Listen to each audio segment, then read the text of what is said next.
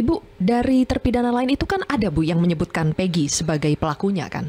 Ya, Sudirman. Sudirman itu Iya. kan yang bilang Peggy sebagai pelakunya kan? Dia sebenarnya tidak mengatakan sebagai pelakunya, cuma dia mengenal Peggy Setiawan. Kalau mengenal itu kan bukan berarti pelakunya, hanya kenal saja. Mungkin memang SD-nya pernah satu sekolah di SD Pelandakan, itu pun tidak berteman. Karena tidak berteman, dan Sudirman pun memang saya sudah ketemu dengan keluarganya, kasihan juga, memang dia punya keterbelakangan mental. Cuma katanya kuasa hukumnya pun sudah pernah mengajukan untuk dilakukan pemeriksaan terhadap Sudirman, tapi tidak disetujui oleh pihak pengadilan. Jadi kuasa hukumnya sudah mengajukan pada tahun 2016 itu kepada pihak pengadilan untuk Sudirman itu jawabannya tidak bisa dipertanggungjawabkan, keterangannya tidak bisa dipertanggungjawabkan seperti itu, karena memang dia punya anak berkebutuhan khusus lah kalau misalnya kata kesehatannya Mas, tapi tidak pernah dilakukan pemeriksaan. Kasihan juga sih sebenarnya terhadap Sudirman.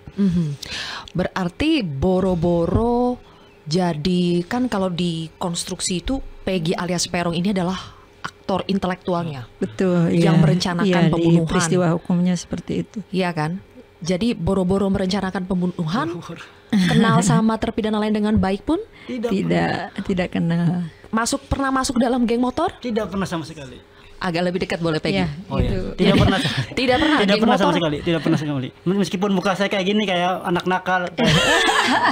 Ya banyak yang bilang muka kamu kayak preman gitu. Oh gitu. Banyak itu muka kamu kayak preman. Tapi alhamdulillah saya tidak pernah ikut-ikutan geng seperti itu. Meskipun saya memiliki tato kayak gini kan, banyak bilang, tuh kamu tuh udah memiliki tato, udah punya tato. Kemarin kayak ada yang preman." nanya ya soal tato. Benar. Tato Artis juga Peggy. banyak yang Iya, bertato iya. ya.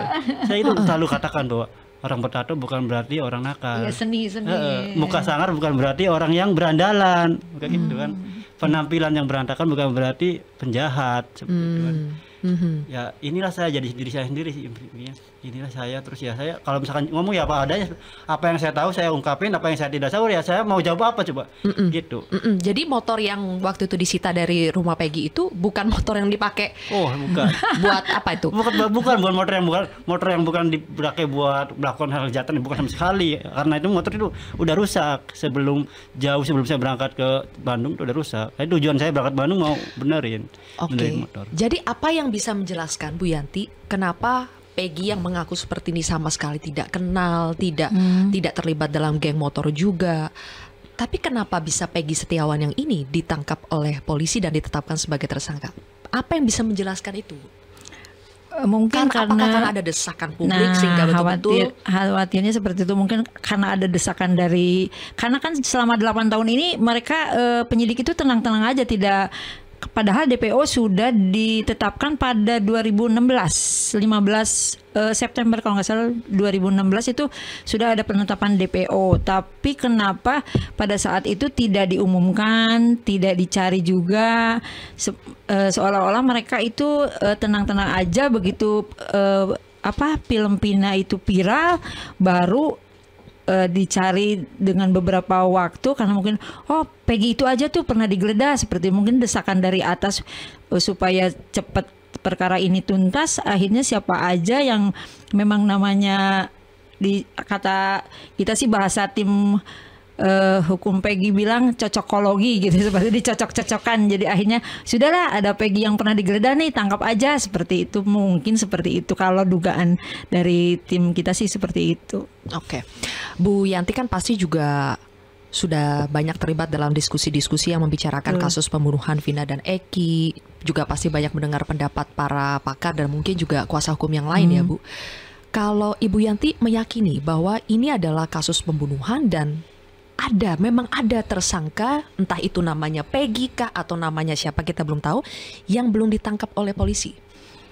Iya betul, karena itu kan simpang siur ya, beritanya simpang siur. Memang dari awal itu Pak Rudiana mengatakan bahwa ini adalah kecelakaan. Pak Rudiana ini adalah bapak dari Eki, korban dari almarhum Eki yang ya, merupakan seorang anggota polisi. Betul, seperti itu. Awalnya itu adalah kecelakaan tunggal, tapi kemudian dia berubah setelah 2 hari mengatakan bahwa ini adalah pembunuhan. Memang 2016 pun isunya adalah pembunuhan. Memang 2016 itu dikatakan bahwa terjadi pembunuhan terhadap 2 orang pasangan yang masih belia dibunuh oleh geng motor, isunya seperti itu. Dan 2016 itu geng motor itu sangat ditakuti oleh masyarakat, dan memang lagi banyak ya Bu. Iya, di tahun 2016 itu di Cirebon itu memang lagi masyarakat tuh lagi takut-takutnya kepada geng motor. Makanya akhirnya mereka kan tidak peduli, syukur yang bunuhnya juga geng motor, yang dibunuhnya juga geng motor, udah biarin aja, puasin aja gitu, biarin aja. Lagian kan yang dibunuhnya juga anak polisi, yang membunuhnya juga anak polisi, ngapain juga gitu pada tahun 2016 tuh. Makanya mereka tidak peduli karena tidak mereka karena, ini maksudnya masyarakat secara umum. Iya, masyarakat secara umum tuh, masyarakat di lingkungan itu tuh nggak peduli karena memang geng motor ngapain juga gitu, kita bela-belain ya, syukurin aja seperti itu. Karena memang rumah saya itu deket banget dengan TKP saat itu, ributnya seperti itu, ya sudah biarin aja, orang geng motor juga gitu. Tapi tiba-tiba kok kenapa Peggy Setiawan yang dituduh seperti itu? Peggy udah nonton filmnya? Belum. Film Vina itu. Belum. Karena kan pada akhirnya itulah yang menjadi momentum Bu ya, akhirnya kasus ini terbuka lagi. Dan yang saya lihat juga ternyata kuasa hukum, baik itu kuasa hukum korban Vina maupun kuasa hukum dari terpidana lain, itu mereka mengucapkan selamat kepada Peggy. Bahkan kakaknya Vina pun semalam mengatakan ikut berbahagia atas bebasnya Peggy. Berarti selama ini apakah memang antar kuasa hukum ini saling koordinasi, komunikasi kah, saling support untuk bisa membantu mengungkap kasus ini, Bu? Memang ada sih beberapa kuasa hukum yang terdahulu kita komunikasi kan, mereka di antaranya Ibu Titin itu bilang bahwa para terpidana itu adalah bukan pelakunya.